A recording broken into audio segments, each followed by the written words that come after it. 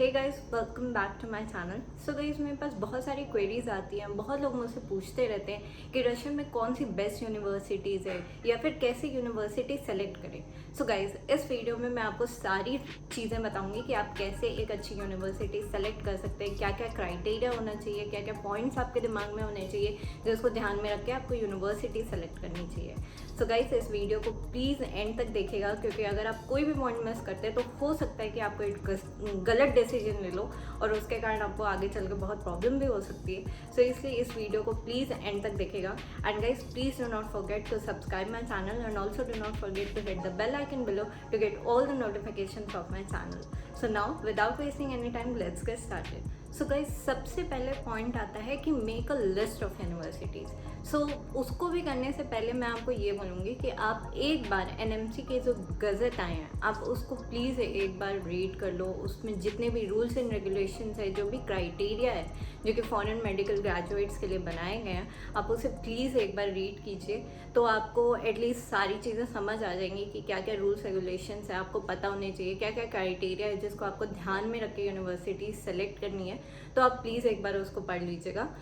Still मैं आपको एक इम्पॉर्टेंट पॉइंट जो है उसमें से वो बता देती हूँ, दैट इज़ कि आप अगर अब से कोई भी फुली रशियन या फिर कोई बाइलिंगुअल कॉलेज में एडमिशन लेते हो तो आप इंडिया में वर्क करने के लिए एलिजिबल नहीं होगे। नो मैटर, आप भले से वहाँ से ये सोचो कि आप वहाँ से ट्रांसफ़र ले लोगे, स्टिल आप वहाँ से एलिजिबल नहीं होगे इंडिया में वर्क करने के लिए।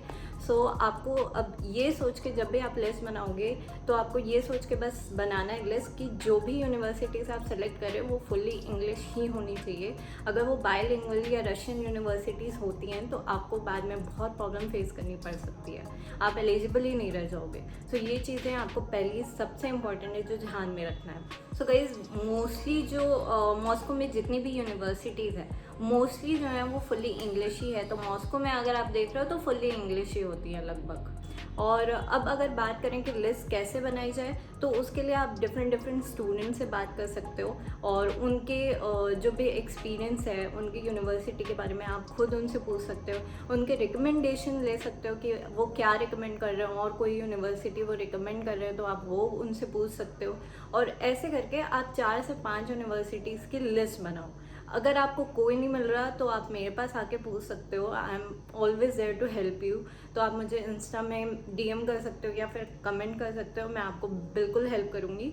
और गाइस, एक चीज़ और मैं बोलना चाहूँगी कि अगर आप गूगल कर रहे हो तो आप ये बहुत बड़ी मिस्टेक कर रहे हो, क्योंकि गूगल में लोगों के ओपिनियंस ही हैं। वहाँ पे आप ब्लाइंडली ट्रस्ट नहीं कर सकते कि जो उन्होंने लिखा है वो एक्चुअली में ट्रू ही है। तो इट्स बेटर कि आप गूगल करना अवॉइड करो, बेटर किसी स्टूडेंट से बात करो। सो गाइज, अब सेकेंड पॉइंट आता है scrutinising the list. So guys, आपने लिस्ट बना ली 4-5 यूनिवर्सिटीज़ की जो आपको सही लग रही हैं, तो अब आप किसी पे ब्लाइंडली ट्रस्ट नहीं कर सकते। इट्स बेटर कि आप उनको नैरो डाउन करो। And how you will do it? By researching about it.